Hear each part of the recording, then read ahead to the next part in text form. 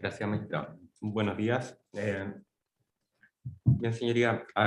habiendo el tribunal ya recibido durante todas estas jornadas sucesivas de desarrollo del juicio oral propiamente tal todos los medios probatorios y podido conocer en detalle todos los antecedentes que se han presentado como prueba de cargo y descargo, consideramos, magistrados, de que tal como señalamos al inicio de este juicio, estimamos que los hechos configurativos del delito de parricidio y asimismo la participación que le asiste a doña María Pilar Vera en este ilícito son elementos que el tribunal puede dar por establecidos y configurados bajo estándar de convicción en virtud de toda esta prueba que se incorpora a juicio. Es así como el tribunal puede, a nuestro juicio, dar por establecido que en horas de la tarde del día 20 de febrero del año pasado, efectivamente la víctima, don René Pérez Carrillo, se le dio muerte. Es un hecho que se encuentra, a nuestro juicio, acreditado con los testimonios de funcionarios de Carabineros, don Felipe Keulo, que declaró ante el tribunal, don Jorge Cárdenas, como testigo también presencial,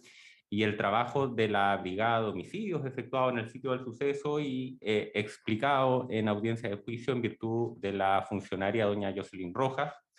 todo junto a la prueba documental, la hoja de ruta, hoja de atención prehospitalaria del SAMU, el trabajo en relación al protocolo de autopsia, permiten determinar que René Pérez Carrillo, estando vivo, obviamente fue acometido por su ex cónyuge, doña María Pilar Vera, que para ello empleó un cuchillo carnicero de 24 centímetros de hoja, efectuando reiteradas estocadas, lo que consta en a lo menos 4 cortes que sufre la víctima y atribuibles al empleo de aquel arma en la zona del antebrazo izquierdo, como asimismo también otras lesiones que en este caso demuestran que hay una persistencia en dirigir esta agresión a zonas vitales, como dan cuenta las 3 lesiones vitales propiamente tal, que es la herida penetrante torácica, que en este caso traspasa no solo las vestimentas, sino que penetra también por la parrilla costal, transfixia el miocardio y compromete aquel órgano vital. Es una lesión intracorporal que mantenía a lo menos 10 centímetros de profundidad. Y se trata de una lesión que por sí sola provoca la inmediata muerte, según los acertos también de la médico legista, doña María Carmen Bravo, pero junto con ello además tenemos 2 lesiones sucesivas, también cercanas a la anterior, que están causadas también en la zona tóraco-abdominal y abdominal respectivamente, que transfixian no solo el hígado, sino que también el peritoneo. Todas ellas que junto a la anterior son de carácter vital y, como señalamos, son indiciarias también indicativas de que aquí hubo una persistencia en orden a provocar el deceso de don René Pérez Carrillo. Es así como podemos, también en base a los testimonios que recibió el tribunal, recordar que don Jorge Cárdenas señaló haber visto que el cuerpo de la víctima no se movía, como también Carabineros señaló que aquel se encontraba agonizante, y que, como ya señalamos, el documento de la atención de la ambulancia que se constituye en el lugar da cuenta que la persona se encontraba fallecida. En relación a la data de muerte, magistrados, tenemos que, conforme a las impresiones de la médico legista, estas suceden o había transcurrido un tiempo de 10 a 14 horas transcurridos desde las 9 horas del día siguiente en que se practica este protocolo de autopsia, de manera que tenemos como momento específico de ocurrencia de este ilícito cercano a las 20 horas del día 20, tal como se señala en la acusación. En torno a la participación, magistrados, el homicidio se verifica en el kilómetro 35 de la Ruta 9 Sur, un sector rural en que no deambula gente, y en el que el testigo Jorge Cárdenas recibe una espontánea confesión de la imputada, doña María Pilar, quien se asoma a la ruta, a la carretera, con sus manos ensangrentadas, manifestando espontáneamente la expresión «maté a mi marido». Y es allí, desde ese lugar, en que el testigo, junto con recibir esa confesión espontánea, adicionalmente observa el cuerpo tendido de la víctima René Pérez Carrillo al interior de la parcela en que cohabitaban imputado y víctima. Esa confesión espontánea además fue recibida por personal de Carabineros, a quien la imputada entrega idéntico mensaje.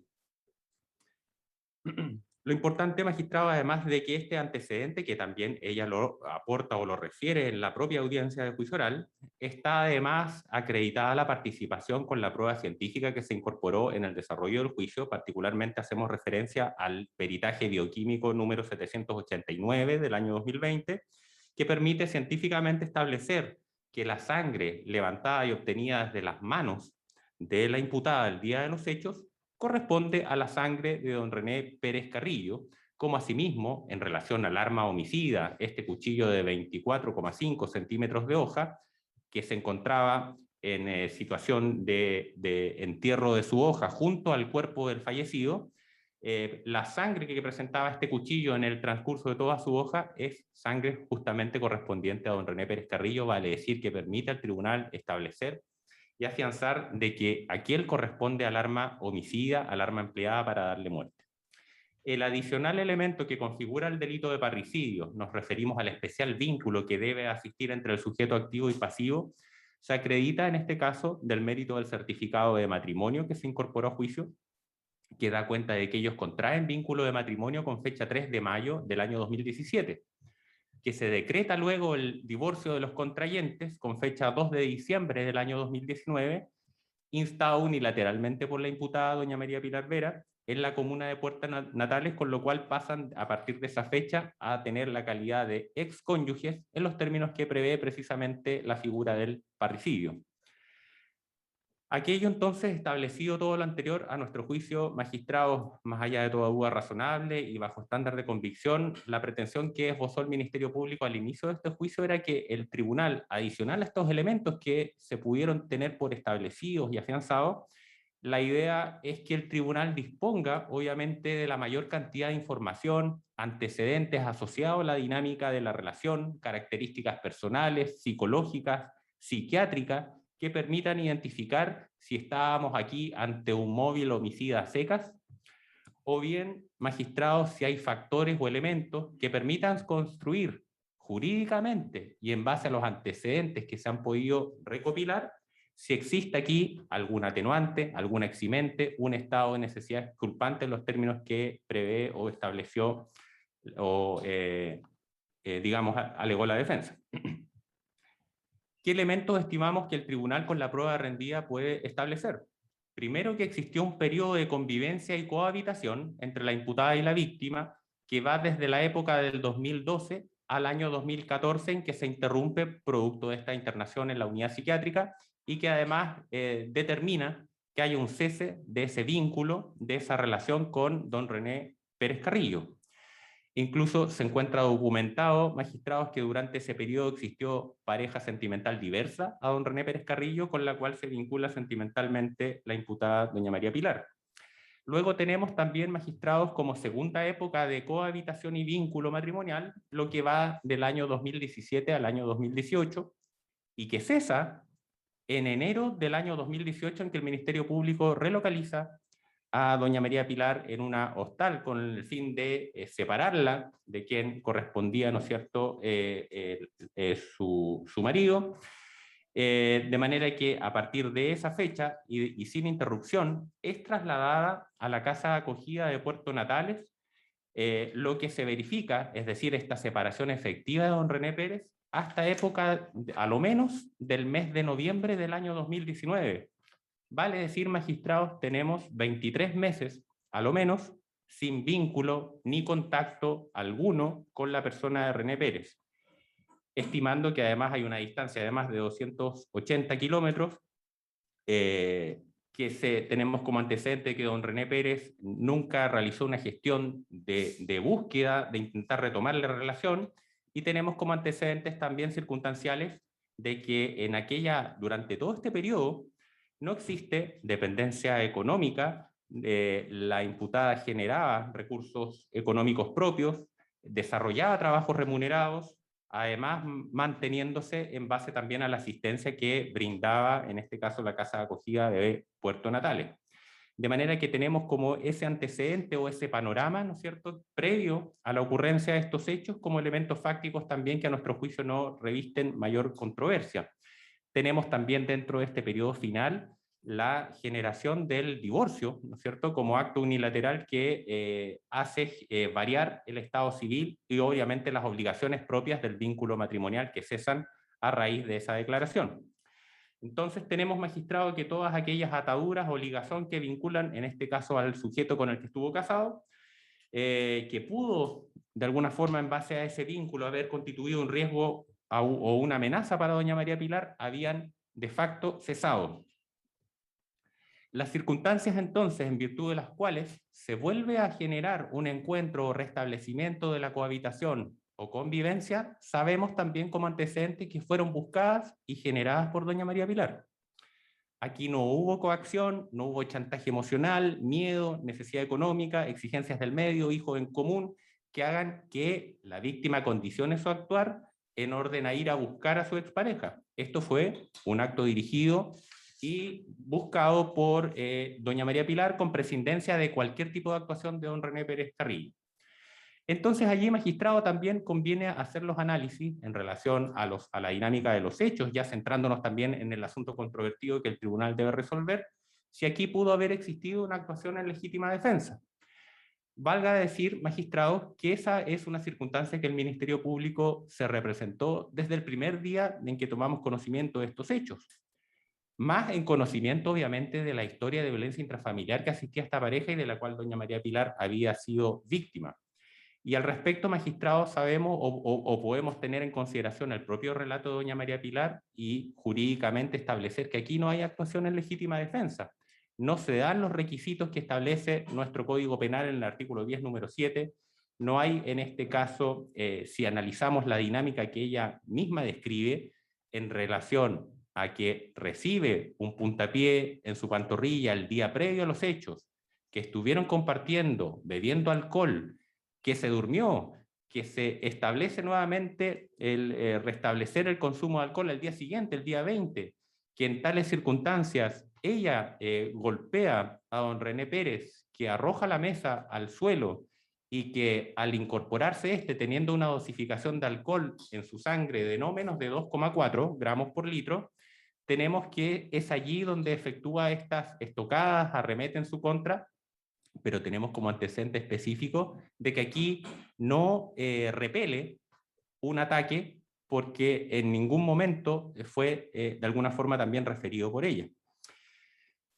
Así las cosas, magistrado, no dándose estos elementos, conviene también hacer mención que existiendo esta posibilidad y teniendo en consideración que la imputada guardó silencio al momento de que se verifican estos hechos, cobraba relevancia también la constatación de lesiones y verificar el estado en que aquella se encontraba, porque más allá del derecho a guardar silencio, entendemos que pudo haber existido efectivamente una de las posibilidades que debían investigarse, era si ella actuó en defensa de algún ataque propinado por su excónyuge. Y de allí la relevancia de haber requerido con autorización judicial para no eventualmente de alguna forma afectar alguna garantía fundamental en efectuar este registro corporal a la víctima el día específico de ocurrencia de los hechos y verificar que no presentaba lesiones de ningún tipo, y situación que permite ser corroborada además con el propio relato que ella entrega en juicio al no describir haber recibido una agresión el día de ocurrencia de los hechos. Junto con ello, magistrados, es decir, despejando estos antecedentes que permitan configurar una legítima defensa, existe entonces el elemento que centra la defensa su pretensión, y es una pretensión que no es menos, magistrado, que buscar la absolución, es decir, entender que el ordenamiento jurídico permite, en este caso, atentar contra la vida de otro. Entendemos que lo que se debe analizar es la configuración de este estado de necesidad exculpante, que no es justificante, sino que exculpante, como es el previsto en el artículo 10, número 11 de nuestro Código Penal. Y en este caso, magistrado, también el Ministerio Público entiende que los elementos que configuran este estado de necesidad exculpante, y si se analizan también a la luz de los pocos fallos a nivel jurisprudencial, a nivel nacional, que han recogido este estado de necesidad exculpante para no atribuir responsabilidad, vemos que las circunstancias fácticas se alejan y son totalmente diversas de aquellas situaciones en que nuestros tribunales sí la han acogido. En este caso, no se da el requisito de actualidad o inminencia del mal que se trata de evitar, valga hacer referencia a todas las circunstancias fácticas anteriormente señaladas. Aquí tenemos una víctima que efectivamente la imputada reconoce haberle propinado golpes, haberlo arrojado al suelo, que se intenta incorporar, sabemos ya que presentaba una dosificación de alcohol de 2,4, con sus facultades psicorreactivas disminuidas, pero no obstante aquello, la siguiente acción posterior es estas sucesivas y reiteradas estocadas. Valga entonces señalar que el segundo requisito relativo de que no exista otro medio practicable y menos perjudicial para evitarlo, sabemos también que en este caso no se configura a la luz de también lo anteriormente señalado y en consideración a que la agresión que ella describe haber recibido data de un día previo, en la medida que no ponemos en discusión que aquella situación pudo haber ocurrido del modo que ella señala. Luego, que el mal causado no sea sustancialmente superior al que se evita. Y aquí, magistrado, el Ministerio Público no va a entrar a controvertir o establecer el testimonio de doña María Pilar en el sentido de estimar que en base a sus vivencias, ella pudo creer que su vida en algún momento pudo haber estado en riesgo. Ese es un elemento que entendemos que es la prueba, la circunstancia, los elementos que permiten al tribunal ponderar estos factores. Llama la atención, magistrado, los antecedentes sí que se reciben en este juicio y que permiten de alguna forma ilustrar la extrema violencia que habría vivido doña María Pilar cuando se mencionan, por ejemplo, episodios de tal magnitud, de tal gravedad como las quemaduras en genitales, que son circunstancias de extrema gravedad que las instituciones que tomaron conocimiento de esto no efectuaron denuncia, existiendo un deber legal. En segundo término, que ante una lesión causada por el mismo efecto natural, como es en este caso una lesión por quemadura de agua hirviendo que sufrió don René Pérez, tenemos que existe el antecedente biográfico, el antecedente en la ficha clínica que requirió una inminente atención médica. En el caso contrario, ante una lesión similar, no tenemos ningún reporte. No queremos, magistrado, con ello señalar de que los actos de violencia intrafamiliar no hayan ocurrido, restarles importancia, restarle gravedad, porque estos, y en virtud también de las propias actuaciones previas del Ministerio Público, estos sí existieron. Pero lo cierto es, magistrado, que por todas las circunstancias que hemos señalado anteriormente, y a la luz también de los propios antecedentes que ha reportado la imputada, tenemos que en este caso aquí no existió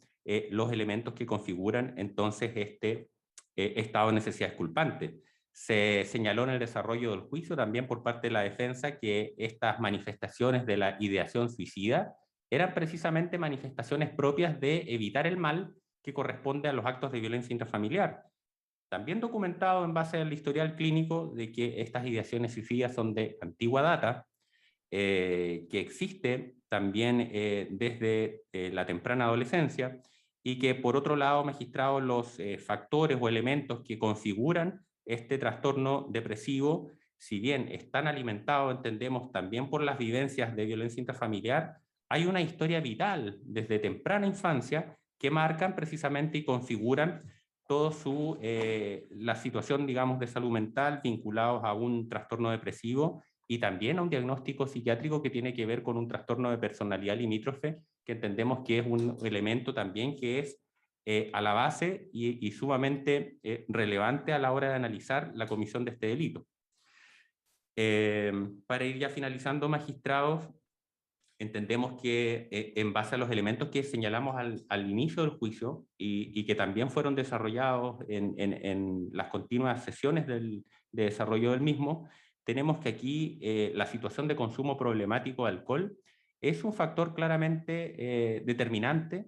a la hora de entender la dinámica de los hechos. La dinámica de violencia intrafamiliar, al parecer, es un factor común que existía entre imputado y víctima. Decimos al parecer porque esto lo configuramos en base a los antecedentes de denuncias previas, elementos, digamos, que se han podido recopilar, porque el tribunal, lo cierto es que aquí, si hay un elemento que no ha recibido, es cualquier consideración en atención a la víctima,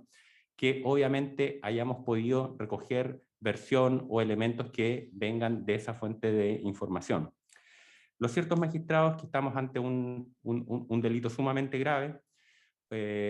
una situación que lamentablemente se da, digamos, en circunstancias muy particulares que el tribunal pudo conocer en detalle. Consideramos que se han podido aportar elementos circunstanciales relevantes para que el tribunal pueda ponderar todas las circunstancias fácticas que permiten, digamos, resolver, y a juicio del Ministerio Público no estamos con esto terminamos, ante una situación de legítima defensa, ni tampoco un estado de necesidad exculpante en los términos de configurar a cabalidad todos estos requisitos. Entendemos eventualmente, magistrado, de que si jurídicamente faltan algunos de estos elementos, sabemos que también las posibilidades jurídicas que establece nuestro Código Penal radican en una posibilidad de eximente incompleta, que tenga la virtud, digamos, jurídica de generar una disminución de la condena que el tribunal pueda imponer, pero en términos absolutos de que en este caso estemos ante una situación que nuestro ordenamiento jurídico, en este caso concreto, tolere y permita, consideramos que no sean los elementos para ello, magistrado, razón por la cual el Ministerio Público solicita se arriba un veredicto de condena. Se tiene presente la defensa. Gracias. Señorías, si este caso no encuadra dentro de la eximente del estado de necesidad exculpante, nosotros no imaginamos qué más tenga que sufrir una mujer para que esta eximente se acoja. El caso de Pilar es precisamente lo que el legislador tenía en mente al consagrar una salida para la mujer maltratada, golpeada y humillada que termina dando muerte a su agresor. Esa es nuestra alegación, el estado de necesidad exculpante del artículo 10, número 11 del Código Penal. Recordemos que para que una persona merezca reproche penal, debemos estar frente a un hecho típico, antijurídico y culpable de acuerdo a la teoría del delito. Creemos que luego de los 6 días de juicio, el Ministerio Público ha podido acreditar un hecho típico, cuestionable si es antijurídico, pero jamás culpable en cuanto a reproche penal en sede de culpabilidad, que es donde actúa la eximente de responsabilidad que nosotros estamos solicitando. El estado de necesidad culpante lo encontramos en el artículo 10, número 11 del Código Penal, y en cuanto a sus requisitos, que nosotros creemos que se encuentran configurados en el juicio con la información que se fue desarrollando en el presente juicio, creemos que se configuran todos y cada uno de ellos, y para lo cual, para explicar estos requisitos, nos basaremos en 4 textos. Primero, vamos a basarnos en el Código Penal comentado de los profesores Héctor Hernández y Jaime Couso. Segundo, nos vamos a basar en el fallo del Tribunal Oral de Puente Alto del 21 de junio del 2013, en el rol 166-2012, también lo que señala el profesor Roxin en su libro Teoría del Delito, y también en el fallo de la Ilustrísima Corte de Apelaciones de Punta Arenas, que suscribiendo la teoría que nosotros estamos planteando en este juicio, dejó en libertad a nuestra representada luego de pasar 6 días en prisión preventiva. Analizando los requisitos derechamente, señoría, el artículo 10, número 11, en su número 1, nos señala primero que debe existir una actualidad o inminencia del mal. Esto se debe analizar de 2 puntos de vista. Primero, según lo que explica Roxin, en lo que se refiere a la inminencia de este mal, debemos entenderlo como una actualidad o inminencia del peligro distinto de la actualidad o inminencia de la agresión. ¿Y por qué lo señalamos de esta manera? ¿Y por qué lo explica así Roxin? Porque esta actualidad del peligro comprende periodos sustancialmente más amplios que la actualidad de la agresión. Y esto es lo que posteriormente se reconoce como el peligro permanente. Y el peligro permanente es o se trata de una situación que amenaza con un peligro, pero que no se sabe específicamente el momento en que va a ocurrir. De acuerdo a los antecedentes que nosotros conocimos en el juicio, ahora, en cuanto a la actualidad del mal, tenemos que, por ejemplo, hay datos de atención de urgencia del día 21 de febrero del 2020, posteriores a la audiencia de control de detención, recordemos que ni Carabineros ni la PDI le constató lesiones en un hospital a nuestra representada. Y esos informes de lesiones, al del 21 de febrero, a consecuencia de que Gendarmería, insisto, la lleva al hospital, se señaló que ella tenía lesiones, tenía equimosis en la pierna izquierda, como se acreditó y se exhibió durante el juicio, que ella tenía una equimosis en el antebrazo izquierdo y que ella tenía un hematoma en la pierna. Además, con fecha 23 de febrero, nuevamente Gendarmería, a consecuencia de una solicitud del paramédico que declaró en el juicio el señor Manuel Ojeda, la lleva a constatar lesiones. En esa época ella se encontraba en prisión preventiva y lo que se constató fue una contusión costal izquierda. También en el juicio nosotros pudimos apreciar que existían fotografías que fueron reconocidas precisamente por Pilar, fotografías que daban cuenta de moretones, equimosis, tanto en sus piernas como en el estómago. Es decir, este episodio no solo comenzó el día 20 de febrero cuando se produce la muerte de la expareja de Pilar, sino que para ella comenzó el día 19 de febrero cuando ella relata de que la noche de ese día esta persona comienza a consumir alcohol y durante la noche la agrede y ella para evitar seguir siendo agredida es que decide acostarse a dormir. Al otro día se despierta, esta persona también despierta y continúa bebiendo alcohol. Por lo tanto, no podemos circunscribir solamente a un día, sino que el episodio consta de 2 días porque es un hecho continuo. Y es en ese escenario donde nuevamente empiezan a producirse las agresiones verbales y físicas. Agresiones verbales y físicas que nosotros tenemos ya el primer registro, de acuerdo a los antecedentes de la ficha clínica, de acuerdo a lo relatado por el doctor médico psiquiatra Larra Guidel, de acuerdo a lo relatado por Jorge Barrera, desde el 2014, marzo del 2014, cuando se produce el primer ingreso de doña Pilar a la unidad hospitalaria de corta estadía. Ingreso que se produce por un intento de suicidio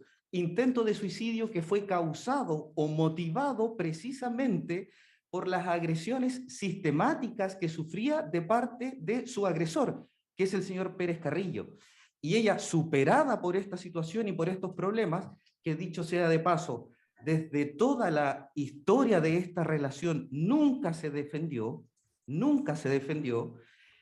ella no encontró otra manera como afrontar estos problemas que realizando un intento de suicidio. Es allí donde después encontramos el historial dentro de la ficha clínica, donde se mencionaron episodios gravísimos, como por ejemplo la amenaza con la motosierra de parte del señor Pérez Carrillo hacia Pilar, donde se encontró episodios como que le virtió agua caliente en los genitales y ella dijo, no denuncié, tampoco fui al hospital, solo me lavé en un lugar con agua fría para intentar superar este episodio. Episodios que fueron relatados no tan solo por doña Pilar, sino que constan en la ficha clínica ya desde ese periodo y que fueron relatados por el médico psiquiatra Larra Guibel y que fueron relatados por incluso, además, Estefanía Beltrán, quien es la coordinadora de la casa de acogida, que ya la recibe el 2018 y 2019, episodios que están consignados en los informes de las casas de acogida de Puerto Natales y de Punta Arenas, en los informes situacionales de María Paz Igor y María Paz Santana, psicóloga y asistente social respectivamente, dando cuenta de que había una normalización de los golpes y de las agresiones psicológicas que sufría Pilar. Es por eso que ella no denunciaba estos hechos que aparentemente son graves, de golpes, pero que para ella no lo eran tanto porque estaba acostumbrada normalizando esta conducta. Por lo tanto, si vamos a analizar el contexto de la inminencia del peligro, tenemos que, en definitiva, no lo podemos circunscribir solo a la presencia de una agresión al momento del hecho propiamente tal, sino que hay que tomar en cuenta toda la historia de la relación de pareja, de violencia crónica, que incluso motivó que la misma fiscalía se contactara con Cernamec en su oportunidad e ingresaran a una casa de acogida que existe en nuestra región, pero en la ciudad de Puerto Natales, a Pilar en su calidad de víctima debido al alto riesgo, así se señaló en este juicio, que existía Y este alto riesgo decía relación con que peligraba su vida y por eso hubo que sacarla y ubicarla en otro lugar. Además de la existencia de denuncias y sentencias condenatorias. Por lo tanto, sobre esa base nosotros creemos que analizándolos desde esa perspectiva y desde la lógica de Pilar, no tenía la certeza de cuándo se iban a iniciar nuevamente las agresiones, pero sí tenía certeza de que estas agresiones iban a ocurrir porque siempre ocurrieron desde el inicio de la relación de pareja, como lo reconoce el Ministerio Público, desde el 2012 al 2020, cuando se produce el hecho. Pasando a analizar ahora el segundo de los requisitos, que se señala que no exista otro medio practicable y menos perjudicial. Esto lo vamos a analizar teniendo como base, insistimos, la sentencia del Tribunal Oral de Puente Alto, que analiza este requisito de acuerdo al contexto y dinámica de los hechos, de acuerdo a qué? A la biografía de violencia intrafamiliar existente. ¿Y por qué lo señalamos desde este punto? Porque Pilar, finalmente, cuando ingresa el 2014, la intervención que se le entregaba era otorgarle herramientas para que ella termine esta relación y efectúe las denuncias correspondientes por las agresiones que estaba siendo víctima. Estas denuncias las realizó, y las realizó de tal forma que se tradujeron en sentencias condenatorias hacia el señor Pérez Carrillo de parte del Tribunal de Garantía de Punta Arenas, dos sentencias condenatorias, una causa que es la causa 2829 del 2017, donde se le condenó como autor de lesiones menos graves en contexto de violencia intrafamiliar, y las lesiones que se constataron en la sentencia fueron contusión cuero cabelludo, contusión frontal, contusión maxilar, herida contusa mano derecha, herida contusa muñeca izquierda. No obstante que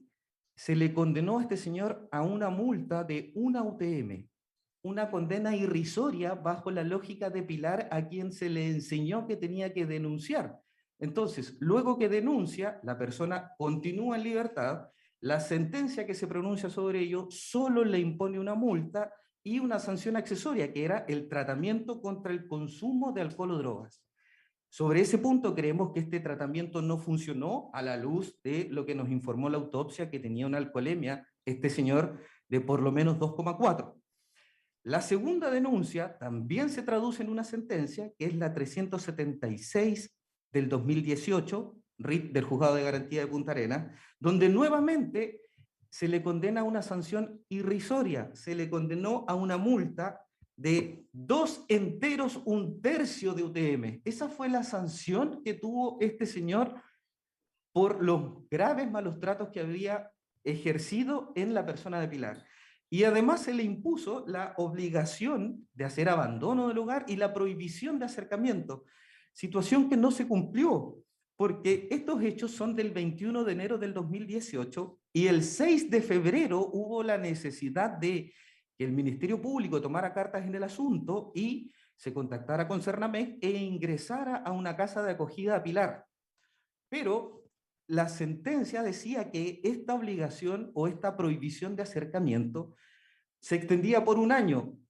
sin perjuicio de prolongar, dice la sentencia, su vigencia si hubiera petición al respecto. No hubo petición al respecto de parte del Ministerio Público para extender esta prohibición de acercamiento. Información con la que ya contaba, porque tenemos datos de agresiones extremas ya desde el 2014, ya 2016, 2017 y 2018, cuando se ingresa a Pilar a esta casa de acogida. Por lo tanto, desde la óptica de Pilar, de acuerdo a la dinámica de ocurrencia de los hechos y cómo se iba realizando esta relación de pareja en su contexto, no había otro medio practicable en ese momento, cuando nuevamente se produce en el escenario del 19 y 20 las mismas agresiones que se habían producido durante toda la relación de pareja. Recordemos que ella, cuando declara, dice, ese día fue como poner un cassette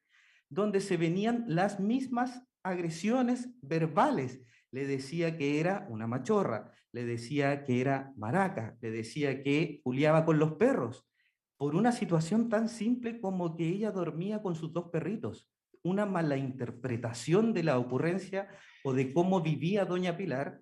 que lo único que buscaba era generar humillación en esta persona. Entonces, desde esa base es que entendemos nosotros que se cumple con el requisito de el número 2 del artículo 10, número 11, no existía otro medio practicable en el caso de Pilar, teniendo en cuenta la lógica y teniendo en cuenta su situación personal especial. Pasando al número 3, señoría,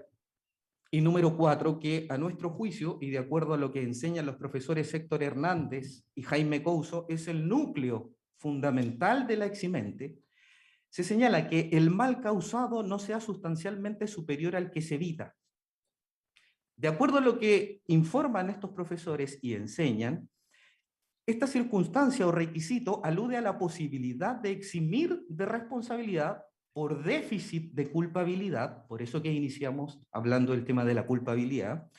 cuando se ocasiona un mal de igual jerarquía que el que se trata de evitar, o incluso cuando se ocasiona un mal mayor con tal que no sea sustancialmente superior. Como lo ha dicho el Ministerio Público, en este caso estamos frente a dos males de similar categoría, que es la vida de Pilar, que dentro de su lógica y dentro de su óptica estaba en riesgo, y la vida de la persona que finalmente terminó fallecida en este caso. Ahora, el concepto de males, y lo dicen así los profesores Héctor Hernández y Jaime Couso, el concepto de mal, tenemos que un criterio orientador son el de los bienes jurídicos afectados o los bienes jurídicos en juego en ese momento. Pero es un concepto más amplio el concepto de mal al concepto de bienes jurídicos. En el caso de Pilar, tenemos una pluralidad de bienes jurídicos afectados, como se dijo durante la realización del juicio. Tenemos que se vería afectado el bien jurídico vida, se vio afectado la integridad física, se vio afectado la integridad psicológica e incluso se vio afectada la libertad sexual, porque tenemos episodios de violencia sexual en este caso documentados por las casas de acogida, por lo que señalaron los testigos, me refiero al señor Jorge Barrera, donde se señalaba que al ingreso, por ejemplo, de la casa de acogida, habían episodios de violencia sexual como que, lo relató Estefanía Beltrán, coordinadora de la casa de acogida en su oportunidad de Puerto Natales, cuando relató que esta persona le solicitaba tener sexo anal, que ella se negaba y que él la obligaba a tener sexo anal. Eso atenta completamente contra la libertad sexual de una persona. También el doctor Larraguibel encuadró dentro de episodios de violencia sexual el hecho de que virtiera agua caliente en sus genitales. E incluso, de acuerdo a lo que se señaló en los informes tanto del FIDE2 y de las casas de acogida y dentro de la ficha clínica, hay violencia económica. Así lo señaló también la coordinadora de la casa de acogida. Ella no tenía ingresos económicos para satisfacer sus necesidades básicas. E incluso, cuando estuvo en las casas de acogida, lo que se señaló es que sus gastos estaban completamente cubiertos por la casa de acogida, no por una situación que aportara Pilar, sino que lo que se propendía era entregarle herramientas para que ella trabajara y pudiese salir de este lugar. No podía estar eternamente en una casa de acogida y pudiese tener una vida libre de esta persona que le ocasionaba estas agresiones. Número 4. El requisito 4 alude a que el sacrificio del bien amenazado por el mal no pueda ser razonablemente exigido al que lo aparta de sí. Este es el núcleo esencial del estado de necesidad. Cuando alude a lo razonablemente exigible, esta fórmula o por esta vía se alude a la inexigibilidad o exigibilidad de otra conducta. En este caso, el estado de necesidad debe ser analizado por medio de factores objetivos, entendemos nosotros, que no haya sido provocada por la persona y que no tenga la obligación de sacrificarse para soportar la vulneración de los bienes jurídicos protegidos. En definitiva, lo que estamos hablando es en circunstancias anómalas y excepcionales, anormales, que habiliten la aplicación de la eximente y que en definitiva puedan derivar o devenir en una absolución por el reconocimiento de esta eximente. En este caso, tenemos que había una circunstancia o una situación de pareja anormal. Tenemos que existía violencia crónica, sistemática, prolongada y reiterada en el tiempo desde el 2012. Tenemos que el mismo día de los hechos nuevamente estaba siendo agredida psicológicamente. Recordemos que las agresiones psicológicas incluso pasaban porque ella no podía tener hijos y esto desencadenaba, de acuerdo a lo que decía Estefanía Beltrán, en agresiones hacia ella,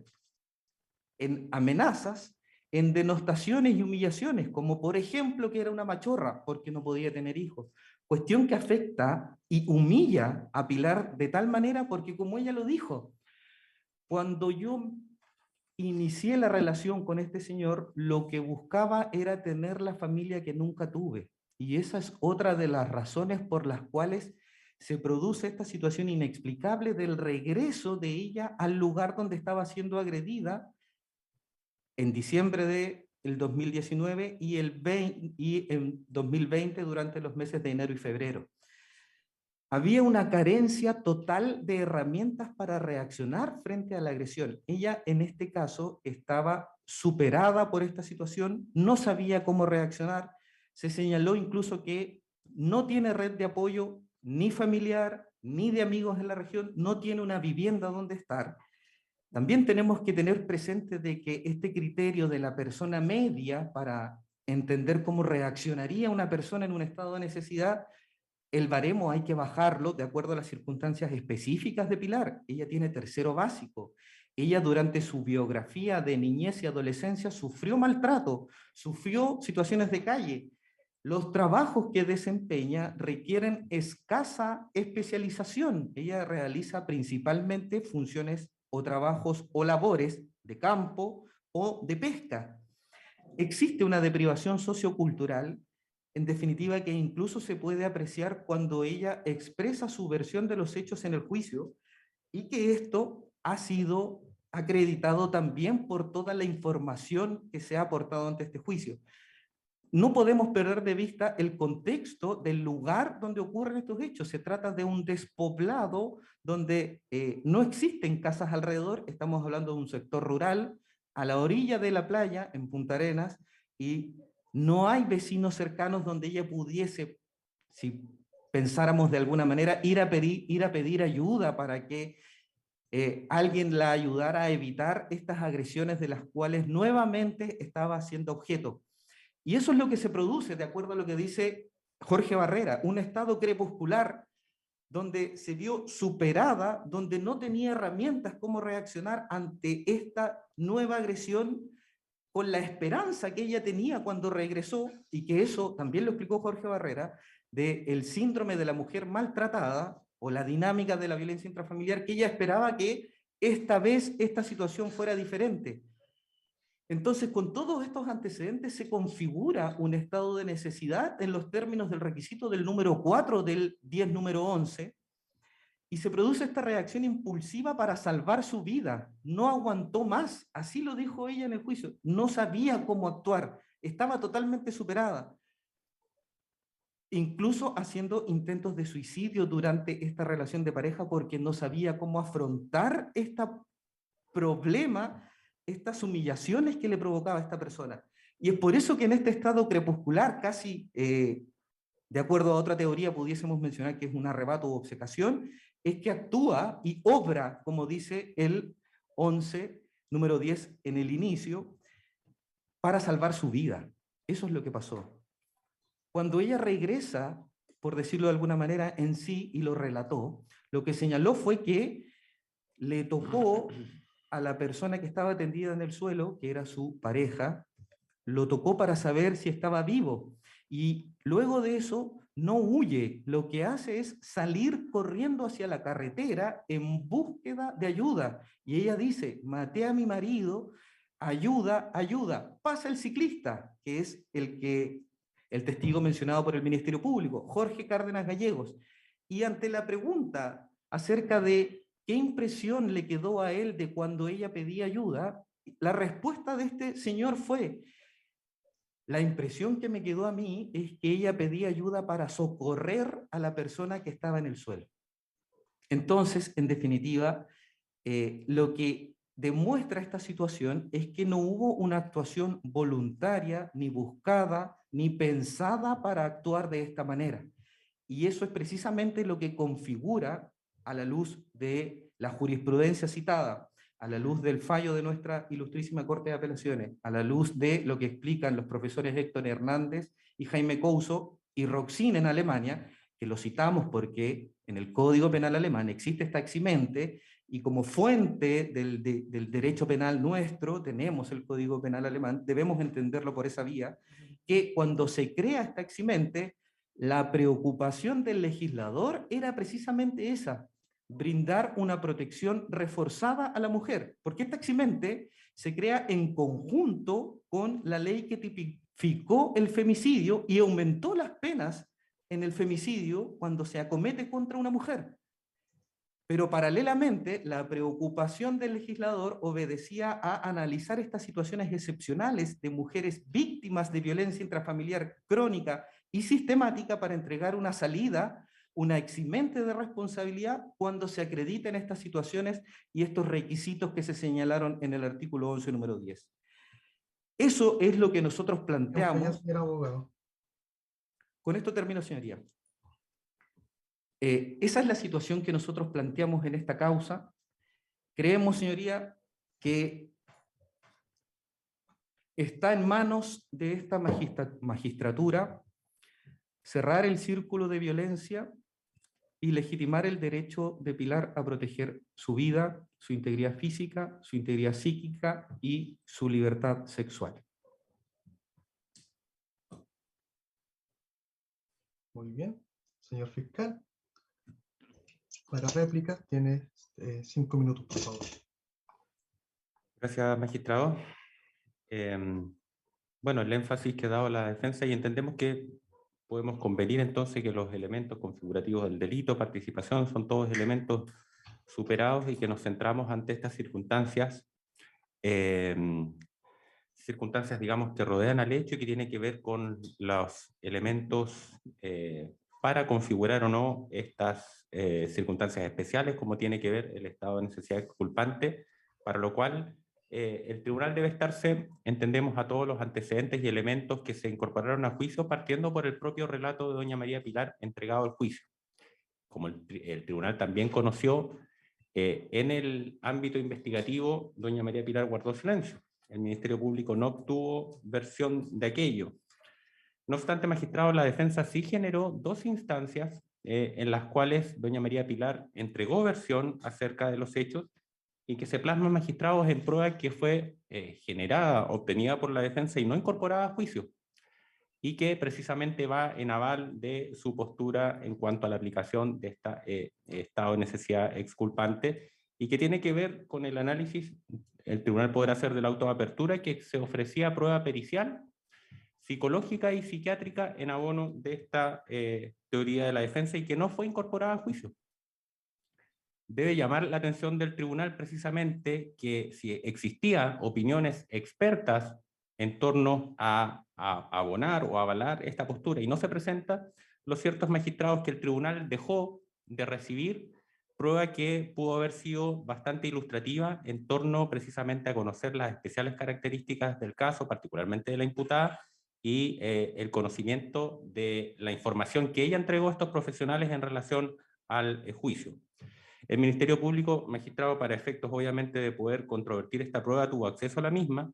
y en ella, particularmente en la prueba pericial psiquiátrica, hay referencia a netamente un ánimo homicida en la perpetración de este delito, en la cual doña María Pilar señala que acude derechamente al domicilio del imputado a matarlo. Sabemos, magistrado, que este no es un elemento probatorio que el tribunal va a poder hacerse cargo, pero sí consideramos que es importante, y es por eso consideramos vital lo que señalamos al inicio de este juicio. toda la información, todos los antecedentes que permitan ilustrar acerca de las circunstancias que rodean este caso, deben o debían ser conocidas por el tribunal para que el tribunal, obviamente, y como bien señala la defensa, adopte la decisión que en derecho corresponda. Lo cierto es que ese antecedente o esos antecedentes y que ilustraban también un ánimo homicida no han sido obviamente conocidos por el tribunal, pero que con ello, en conocimiento del Ministerio Público este antecedente, no conocido por el tribunal y que no va a conocer, pero a la luz de los antecedentes o medios probatorios se ha aportado, entonces con mayor razón se afianza, magistrados, de que en este caso los elementos del estado de necesidad exculpante no se configuran, y particularmente por las especiales características del caso. Sabemos, magistrado, y por la experiencia que tiene el tribunal en la materia, que violencia intrafamiliar es una temática, es una conducta constitutiva de delito que se da a gran escala. De manera que se debe, obviamente, a la hora de analizar un estado de necesidad exculpante, establecer o afianzar con cierto grado de certeza los requisitos que la configuran para entender que nuestro ordenamiento, que en este caso el tribunal, va a tolerar dar término o en este caso afectar derechamente el bien jurídico de la vida humana en sacrificio, ¿no es cierto?, por un mal que se trata de evitar. Aquí en la especie, magistrado, de acuerdo al propio relato entregado a un juicio por doña María Pilar, no hay un mal que se trata de evitar en relación a la dinámica de los hechos. En segundo término, la situación o el riesgo propio de la dinámica de violencia intrafamiliar había sido interrumpido, coartado en virtud de todas las actuaciones institucionales previas, por la vía de haber cortado o desligado esta dependencia económica, afectiva, situacional, toda vez, magistrado, de que hubo casi 2 años en que doña María Pilar no tenía ningún tipo de vínculo o acercamiento a la persona de don René Pérez Carrillo, que insistimos, nada en lo que tenga que ver en cuanto a esa fuente de información hemos podido, y ahí hay un déficit nuestro en no haber podido, digamos, incorporar información que pueda ilustrar al tribunal acerca de también la otra parte en lo que tiene que ver con la persona que conformaba obviamente esta pareja y que contribuye también a esta dinámica familiar. Finalizo, magistrado, para señalar que, insisto en la idea principal, el tribunal tiene todos los elementos que a nuestro juicio permiten configurar, más allá de algunas apreciaciones doctrinarias o todo lo que se pueda construir, las situaciones fácticas están disponibles para que el tribunal analice. El Ministerio Público, y con esto concluyo, considera que no se dan los elementos en su totalidad en lo que tiene que ver con un estado de necesidad exculpante, y si hay elementos de esta violencia intrafamiliar que permitan considerar algunos, entendemos que la solución jurídica es distinta a la absolución. Solo eso, ministro. Ya presente. La defensa. Reiterar, señoría, nuestra petición de absolución y hacer hincapié en que se le preguntó a uno de los testigos, testigo experto, el psicólogo Jorge Barrera, cómo se explica el retorno de Pilar a la casa de la persona que la había agredido de manera sistemática. Y se explicó en este juicio que esto obedece a diversos factores que en el caso de Pilar se encuentran como la ambivalencia de las personas afectadas, de las víctimas en temas de violencia. Se explicó también porque, como ustedes saben, no tenía ningún lugar donde ir, no tiene red de apoyo familiar, amistades, laborales en la región. Es parte del perfil de este síndrome de la mujer maltratada, la retractación, la falta de límites, esta esperanza de que esta vez pudiese ser distinto. Y es por eso que se produce este retorno a esta casa, donde finalmente nuevamente comenzaron las agresiones ya en diciembre 2019, enero y febrero del 2020. Nunca existió violencia cruzada, nunca ella acometió en contra de esta persona. Se dijo por parte del Ministerio Público que ella lo había golpeado al momento de la ocurrencia de estos hechos, y eso es falso, porque de acuerdo a lo que informó la perito del servicio médico legal, esta persona no registraba ningún golpe, sino que solamente fue esta situación o este estado crepuscular e irreflexivo, una suerte de desconexión casi instintivo de sobrevivencia que motivó su actuar en este estado de necesidad.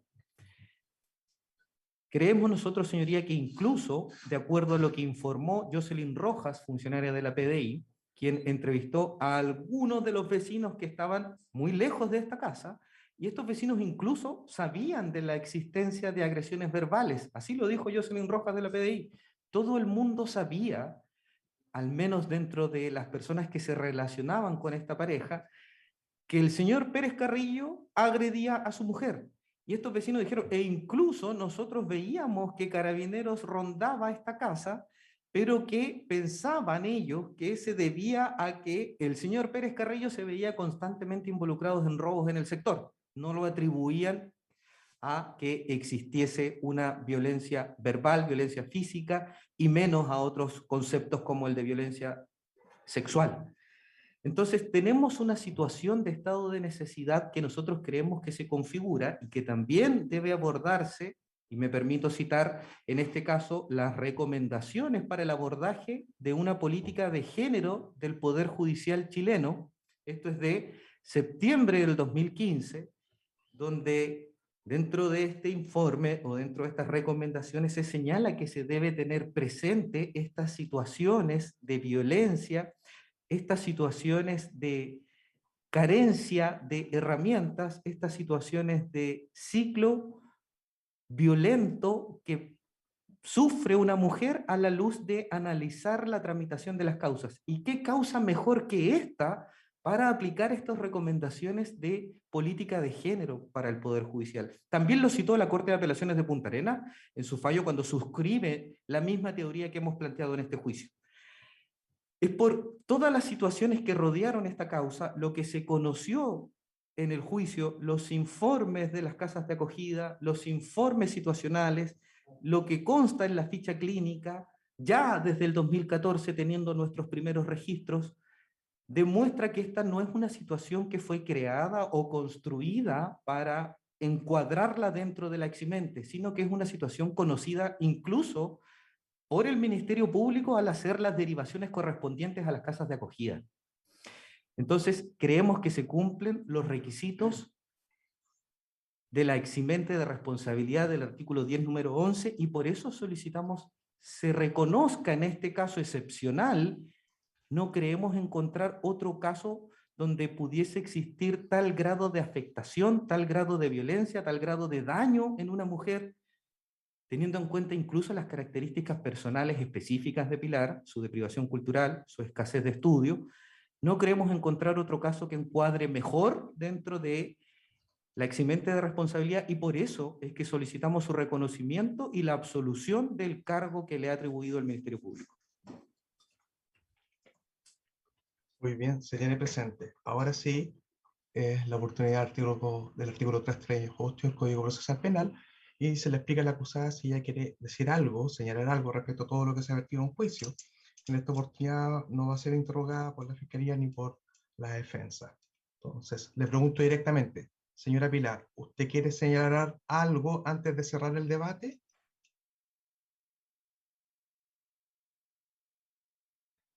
Por tanto, se declara cerrado el debate y este tribunal va a pasar a deliberar. Colega don Luis Álvarez, usted tiene la palabra.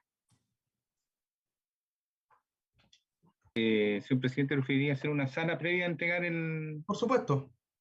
por favor. pasemos a sala privada. Enviada las invitaciones, magistrado. Gracias.